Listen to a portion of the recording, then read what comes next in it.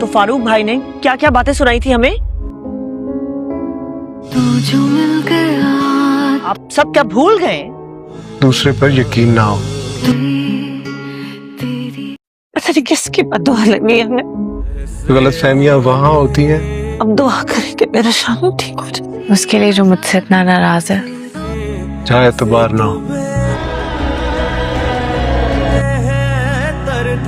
महफिल मेरी मोहब्बत ना हो। साइन करके बहुत देर करती है तुमने। इसके लिए तैयार हुई हो इतना? कभी मेरे पर शक मत करना। क्या मतलब? कि ऑफिस से आ रहा हूँ आइला।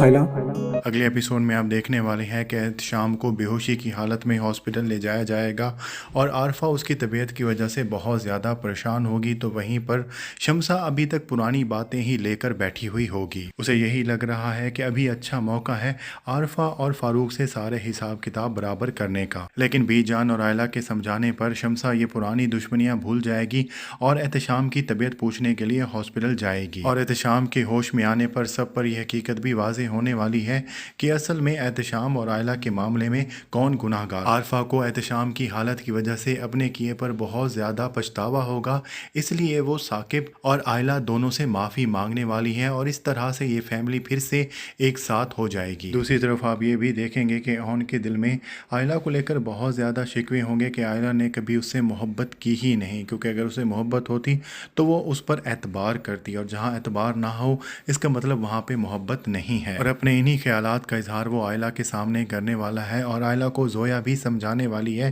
कि जो भी गलत फहमी है उसे जल्द अज जल्द इन दोनों को दूर कर लेना चाहिए। और आगे के कुछ सीन ऐसे ही दिखाए गए हैं कि जैसे आयला खुद से ही ऑन के घर वापस चली जाएगी, पूरे घर को सजा लेगी और ऑन के वापस आने पर उससे माफ़ी भी मांगेगी। लेकिन ऑन उसे यही बताने वाला है कि उसने बहुत ज़्यादा देर कर दी है क्योंकि वो वकील के ऑफिस से आ रहा है और वो ऑलरेडी आयला को डिवोर्स दे चुका है। लेकिन इन दोनों की डिवोर्स नहीं होने वाली क्योंकि ये आयला का एक ख्याल ही साबित होगा या फिर ऑन का एक भोंडा सा मजाक। लेकिन जिस तरह से पिछली वीडियोज़ में हम डिस्कस कर चुके हैं कि आयला की रुखसती एक प्रॉपर तरीके से नहीं हुई थी, तो इसलिए ऑन खुद आयला को मना के अपने फ्लैट पर ले आने वाला है। तो इसलिए ऑन का ये बताना कि वो डिवोर्स के पेपर्स पे साइन कर चुका है एक ख्याल ही साबित होने वाला है, क्योंकि आयला उस घर से बहुत ही इज्जत और एहतराम के साथ रुखसत होने वाली है, ख़ास तौर पर तब जब एहतशाम सबको ये बात बता चुका है कि एहतशाम और आयला के मामले में कौन गुनाहगार था।